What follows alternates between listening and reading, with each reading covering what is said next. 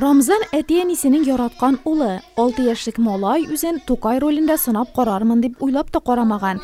Тик тәрбияче апасы тәкъдим иткәч, Рамзан тырышып эшкә керешкән. Бергәләп Тукай иҗатын өйрәнү безнең өчен кызыклы булды. Разия Вахитовна белән без Тукай тормышы белән танышып торабыз. Республика фестиваль конкурсында музыкаль спектакль белән катнашу бу балалар өчен тәүге тәҗрибә.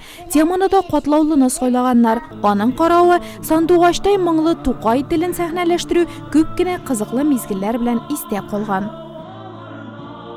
Җыр биюләр безнең күңелне күтәрә. Эльвира Ахатовна безгә бию серләрен ачарга ярдәм итә. Татар телен үстерүне максат иткән әлеге фестиваль бәйгедә Нурлатның берничә балалар бакчасы катнаша. Репетицияләр барышында нәниләрнең чынлап та сөйләм теле яхшырган. Габдулла Тукай әкиятләрен исләренә төшергәннәр, өйдә әти-әниләр дә ярдәмгә килгән. Сценарий авторы музыкаль спектакль сайлап ялгышмадык ди. Безнең музыкаль спектакльне сайлавыбыз ни өчен?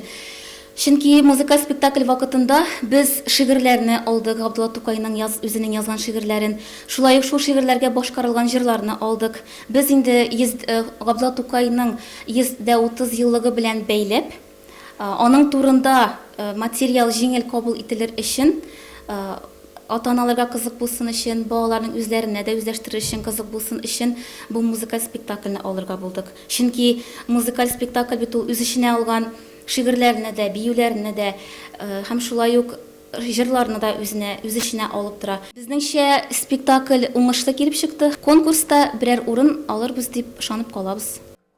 Дулкынланулар артта. Спектакльнең фестивальдә урын алу-алмавы октябрь азагында билгеле булачак. Шуңарчы нәниләр тәрбияче апалары белән бергә төшерелгән һәм монтажланган әзер вариантны карап юана һәм үз-үзләре белән горурлана дип әйтер идек. Батыр малай диләр мине, булсам да мин кечкенә, әй шул тимни булмаска, булса да миңа пишкенә, мин бит хәзер камыр батыр, балалар бакчасына йөреп, укыйм, язам, биим, анда шигырьләр сөйлим. Батыр малай атла мин, шуңа кирә хәзер дим, сез килмәгез киләчәктә мин, батыр малай булам дим.